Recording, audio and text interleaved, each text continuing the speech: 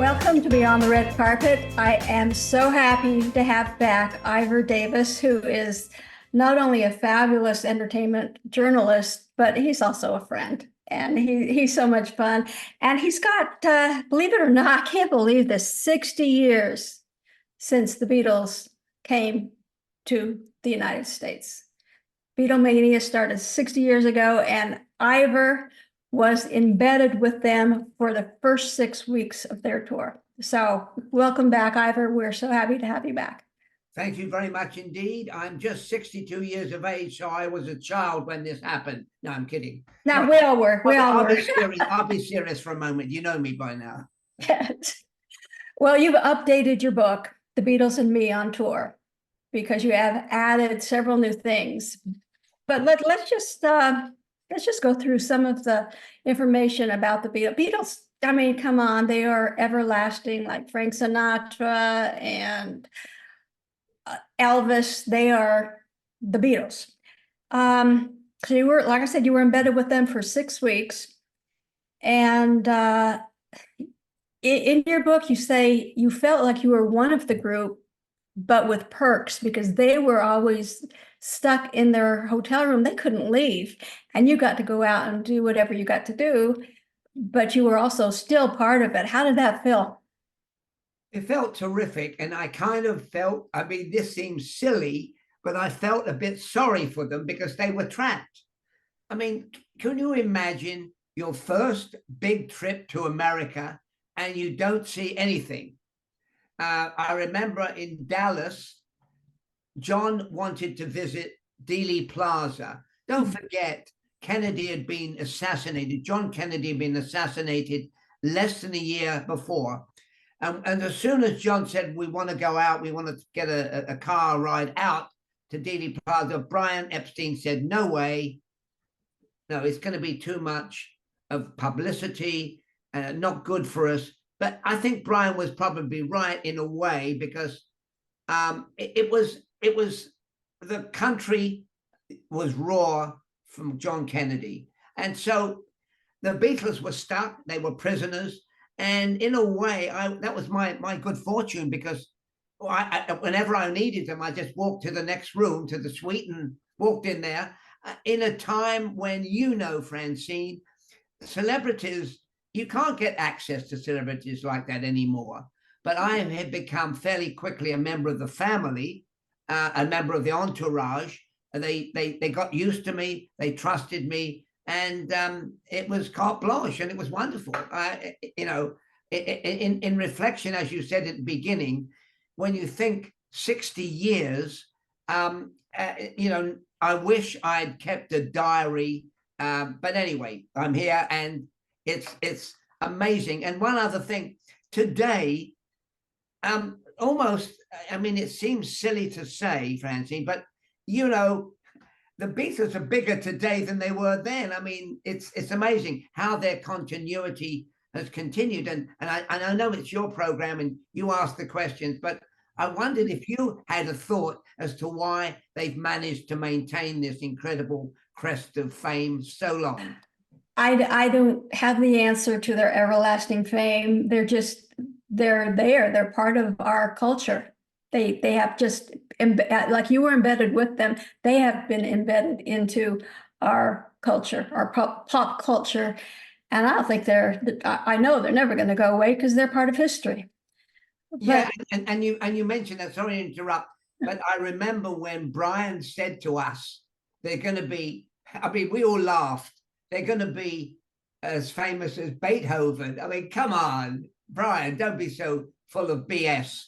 And look at us now. I mean, as examining things the way I've done, the Beatles are a religion almost, except you don't have to go to church every week. Just put on a CD or an LP. In your book, you stated that George, actually, he was my favorite Beatle. Right? Okay. He hated the fame that came with it. Did the others feel the same way, or were they real fame junkies? Don't forget, in those days, they didn't know what to expect. George was uncomfortable with the fame.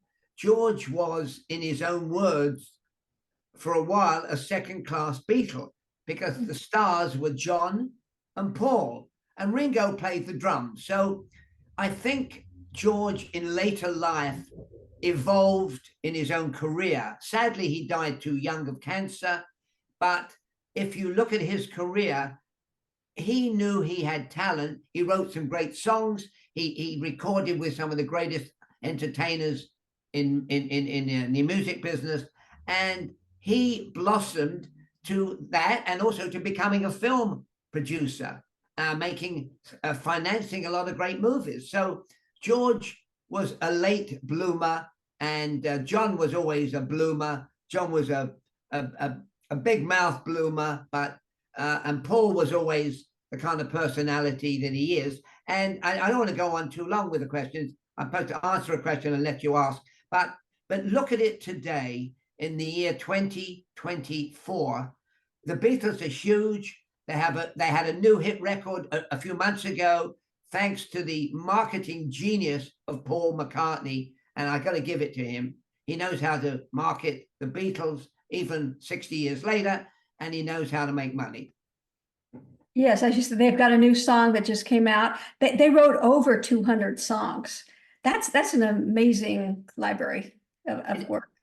Absolutely. And you know, what always stuns me is when I go to book events or is how many very young people love their music.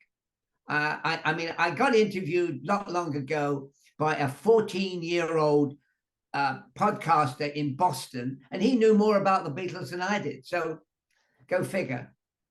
Well, I consider you one of the Beatles because you were with them, but you just were a non-musical Beatle. Yeah, so. Exactly. Thank you. Okay, now you addressed the situation of the screaming girls when they came. A lot of them were hired to come and scream, or they were just given tickets to the concert so that they would scream. How did that work? Well, there's a lovely lady called, and I hope you have her on your show, Debbie Gendler, who is coming out with a book in a few weeks' time. She was a Beatle fan beyond belief, and she got her father to drive her to meet Brian Epstein and his lawyer, and they asked her to find young women who could scream. She was not able to do that. She was only 14 at the time, so that makes it rather tough. But anyway, so she got a ticket to Ed Sullivan, and as a result of that, she was in the audience. And she's writes about it with a book, which I read, which was great fun, because there are still middle-aged ladies out there who screamed to their heart's content and now amusingly recount why. They were in love.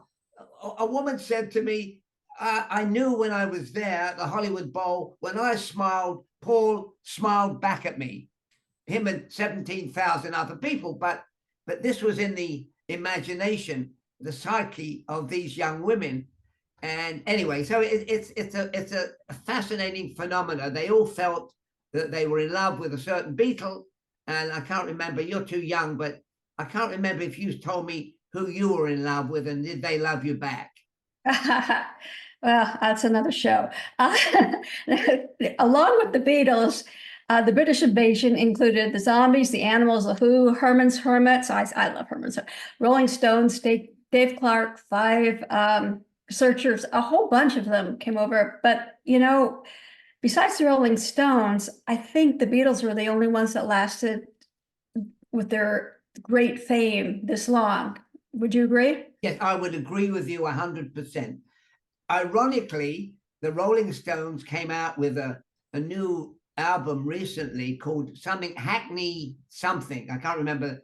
And so you've got to give it to them, but they don't have the durability. I mean, the Rolling Stones recently did a concert tour. So you've got to give it to Mick, the elderly Mick, and I use the term elderly because I'm elderly. You've got to give it to Mick. He's kept himself going, but somehow in the hearts and minds of music lovers around the world, I'm sure you would agree, Francine, that the Beatles are number one. Absolutely, absolutely. Okay, let's get into the name, the Beatles, Beatles. Like Buddy Holly's band was the Crickets, and little chirpy things. And then we've got the Beatles, and it was John who came up with the idea to change it to BEAT instead of BET. How did that? Did they work on figuring out the name, or was that just an instantaneous idea? I think it was fairly instantaneous. I don't think they sat down with what do they call them when you have, let's bring in 50 people and decide what the name is. So they do that with movies and book Right. and stuff. So I think John, in his whimsical, off the wall way, decided that, let's put the A back, because John was, John shot from the hip, and sometimes he hit and sometimes he missed, but he, whatever he did, he was entertaining. So I think that's how they came up with that. I mean, they were the Silver Beatles and a few others, but as you know, as I mentioned, they thought, I don't know why we come up with insects, because Buddy Holly and the Crickets. So why not? I mean, they could have been the ducks, or they could have been the ants, or whatever. I don't know. I mean, you can have fun with that. Yeah, yeah. That was a cute play on words, though. I mean, with the drumming beat and everything. I thought that was very, very good idea to do that. Okay, there was a Beatles Charles Manson connection somehow. Can you get into that? Very briefly, because it's weird. I know. I happened to cover the Charles Manson murders, and to refresh your memory, he sent out, Charles Manson was an ex-convict, a con man, a Machiavellian cult leader who had a bunch of young men and women who followed him and did whatever he asked.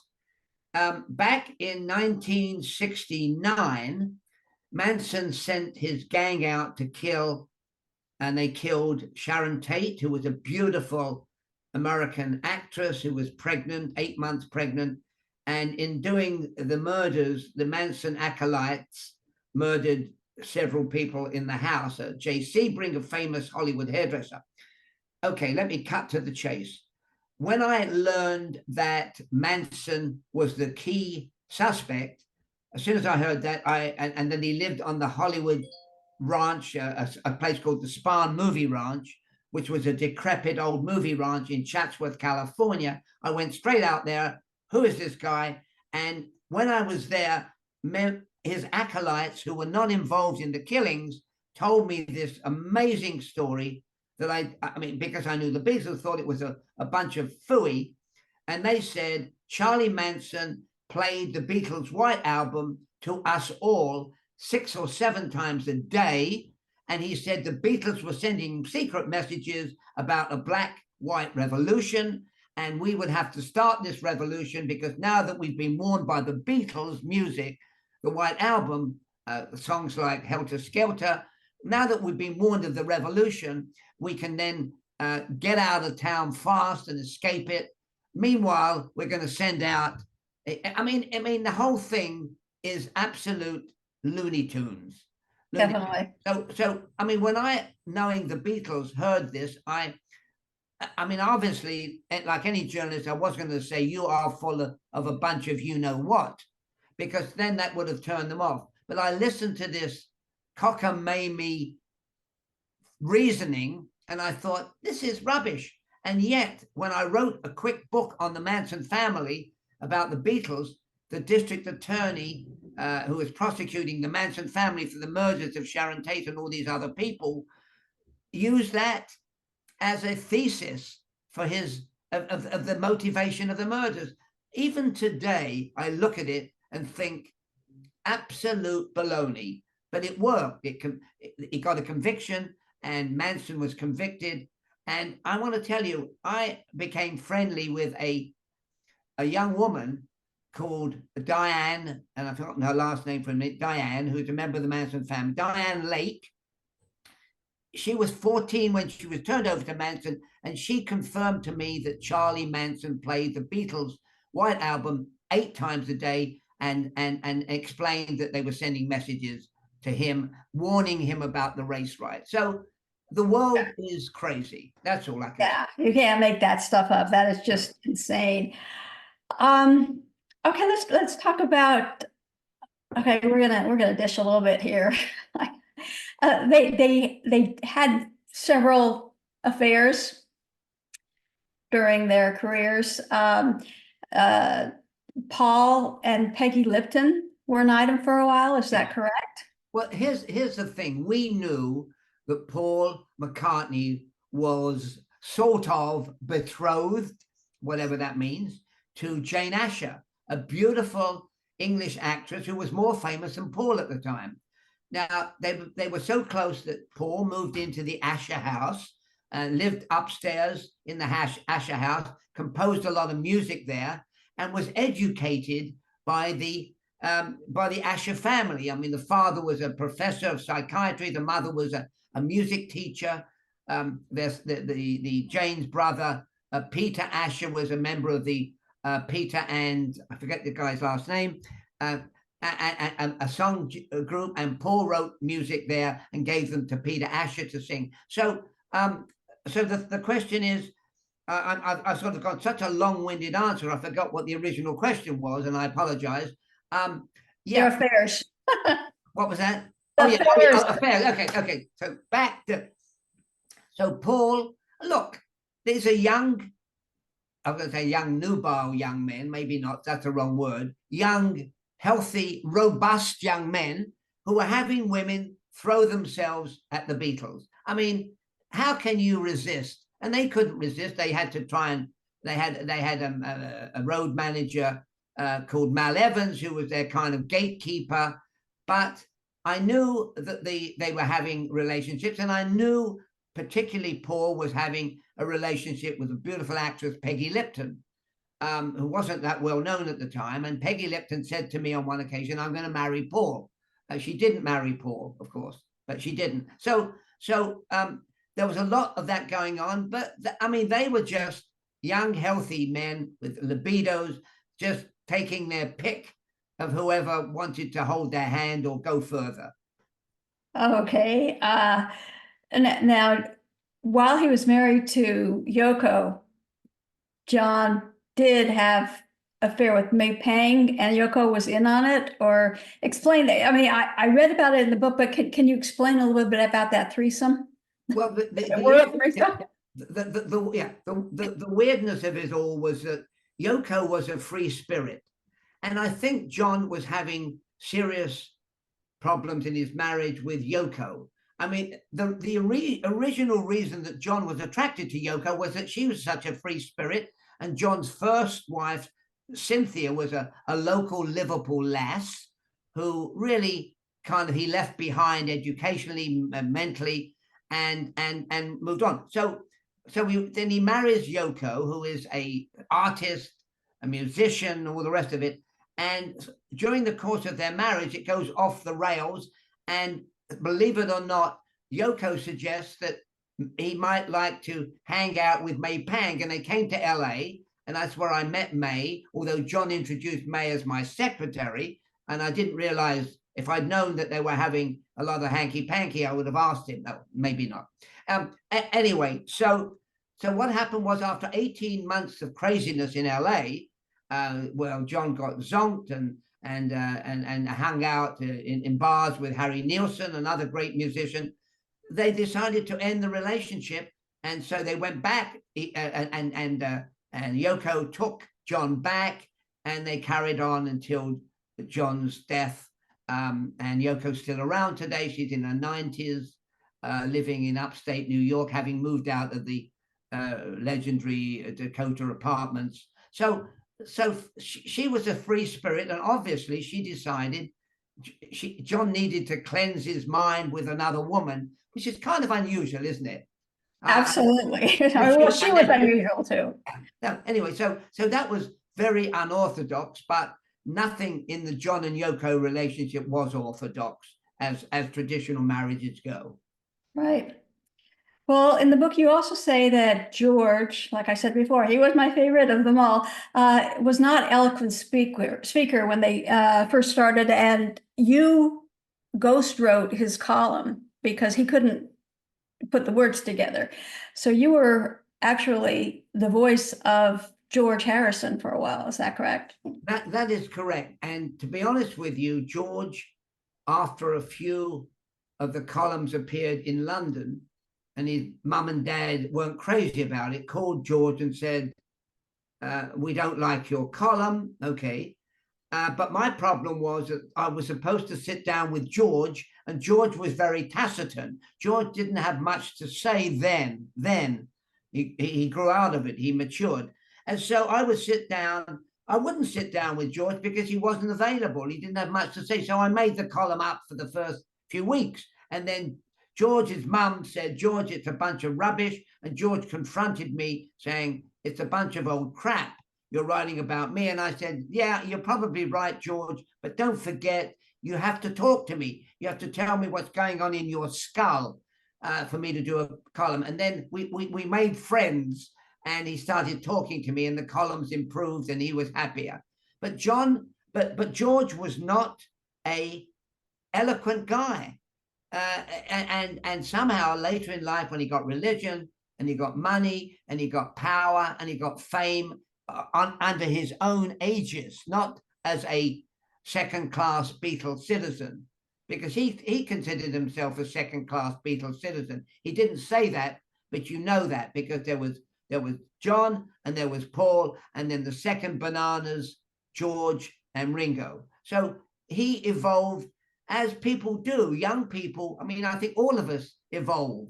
I mean, you do. I'm sure I didn't know you when you were a teenager, Francine, but you were probably not as mature and intelligent as you are today. And I think that applies to many people. Yeah, I was a mess back then. A mess. Oh my God. A couple more items that we need to touch on is you think John's mind worked at warp speed. And you mentioned Robin Williams and Peter Sellers. And I had the pleasure of speaking with Robin Williams several times, and it was a mile a minute. You could not keep up with the man. Robin Williams. I mean, I met Peter Sellers, and he was like that. Peter Sellers, like Robin, would go into voices and accents. But you're absolutely right. And Robin Williams was a genius because in the interviews you did, he was hilarious. He could do John Wayne. He could do Stan Laurel and Hardy. He could do whoever he talked about. I mean, you were there. You were watching. You were talking to him. What a genius he was. Yeah, I couldn't keep up with him. Another thing that you touched on briefly in the show, in the book, were they anti-Semitic? Was John anti-Semitic? Well, it's an interesting question. A friend of mine believes that when I told her what kind of things John did, that was anti-Semitic. John would walk around the hotel with his finger as a moustache and do a Hail Hitler, but he did it in the context of we'd be in the hotel on the 6th floor, and he'd open the curtains, and suddenly people would scream, the young girls down there. And John, that was his outlet. I don't think he was anti-Semitic. Growing up in Liverpool, there was anti-Semitism. Don't forget, we had John. I mean, I'm the same age. We grew up after World War II, and there was anti-Semitism. And in fact, an interesting point, because I know that George Harrison's father, and so did Paul, say, why the great idea to go with Brian Epstein. Brian Epstein was Jewish, was a business class Jew in Liverpool. And they all said, well, the Jews are good with money. Now, that phrase could be termed as anti-Semitic, or it could be a social commentary. And the other thing they said, well, also, Brian is terrific. He's got his own car. Well, there you go. That shows you the height of affluence. If you have your own car, you're up there. You're top of the heap. So I do not believe John was like that. And John used to say, when they were singing around, when they were coming up with "Baby, You're a Rich Man," he'd say to look at Brian and say, "Baby, you're a rich Jew" to Brian, and Brian was sensitive about it. He was sensitive about being Jewish in a community of non-Jews, and also Brian was sensitive about showing that he was gay, because in those days, if you were gay, you could get arrested. I mean, and Brian did get arrested. So there's a whole confluence of reasons, and I've answered your question in rather a rambling fashion, and I apologize, but I don't think he was anti-Semitic. John just liked to needle everyone. Okay, equal opportunity needler. Exactly. Let me ask you if you can remember what you first thought when you heard that John had been killed. When I heard that John had first been was killed, I mean, it was shock, but I had been in America for long enough, in a way. I mean, this may sound callous, and I just thought, what another waste of life. I had been in America when John Kennedy was killed. I was in the kitchen when Bobby Kennedy was murdered. I saw it come down, and I saw some great people murdered. And I know this sounds insensitive, but I was shocked, but I wasn't surprised. I mean, that's all I can say. When George passed away, did you have any special emotions or feelings about that one? Well, I knew that George had been very ill, and I knew that he was on the way out, because people told me that George was living in LA with his wife, and the Beatles came to visit because they knew that. So I guess when you are told somebody is fatally ill and they don't have much time left, and that the Beatles have come out to spend time with him, somehow I know it doesn't lessen the shock, but for me, the death of George was expected, and when somebody is very ill and their death is expected, the shock is not so outrageous, whereas it was in a way with John. Well, did George die in LA? I thought he died in England. But... No, I'm pretty sure he died in Southern California. I believe so. Hey, news to me. It's interesting. Yeah, he was living here, and of course they often kept their homes around the country. I mean, Paul has a home in Martha's Vineyard area. He has a home in Southern California. He's got a home in Scotland. He's got a home in London. So who knows where their domicile is? Yeah. Well, you are one wealth of Beatle information, and I enjoy speaking with you on air and when we're not on air. But another statistic in your book that is just completely fascinating is each estate of the four Beatles earns over $43,000 a day, even now. I mean, I want to get into that business. Well, Ringo doesn't have to get out of bed to earn $43,000 a day. It comes from their likenesses. And I'm not talking about Paul's concerts or Ringo's concerts or the photo book that Paul McCartney just came out with. The estates get that money pouring in. It's an unending thing, which shows you that their likeness, I mean, whether it's TV commercials, whether it's their music, is phenomenal. It just is phenomenal that I mean, the normal human being cannot wrap their mind around. I woke up this morning and I made another 44,000 or whatever it was a day. To Chang, well, yeah. So that's nice work. Nice work to get. I want to remind everybody that your book is updated, The Beatles and Me on Tour. 60th anniversary edition. 60th anniversary. My God, 60 years. Okay. You have another book coming out in a few months, which later on this summer we'll have you back. We won't speak about that now, but it's about a different subject. And in the meantime, you are the fifth Beatle, basically. The non-musical fifth Beatle. I think Brian Epstein was the fifth Beatle, but thank you for that title. You're mine. How about calling me the 55th Beatle?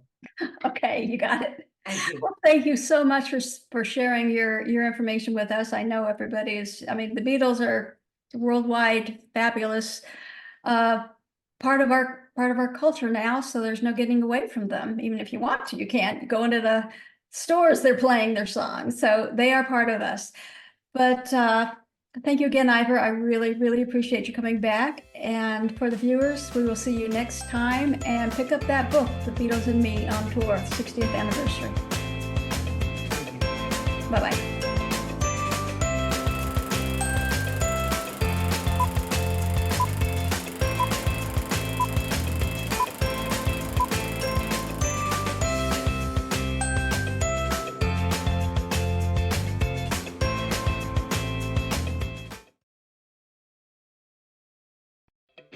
With over 30 years of experience in real estate and the mortgage industry, Darlene Mays provides knowledge and expert guidance to clients looking to buy or sell a home. Serving clients throughout South Orange County, Darlene specializes in the senior community of Laguna Woods Village. Darlene works with her clients to ensure the highest level of service, from the beginning of the process right down to the closing table. If you are looking to buy or sell, who you work with really does matter. Call Darlene Mays today.